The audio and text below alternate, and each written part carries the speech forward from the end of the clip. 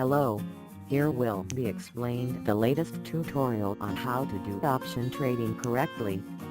Before learning and knowing the right method or system of trading options, it would be nice to recognize and learn how to trade the right options first and understand about the meaning of the trading option itself and what the terms of the options.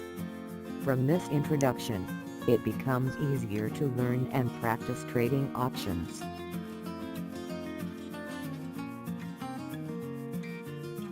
We can see here, if candlestick in IQ option shows the highest point and the lowest point, then here we should see the trend that occurs, whether the downtrend or uptrend.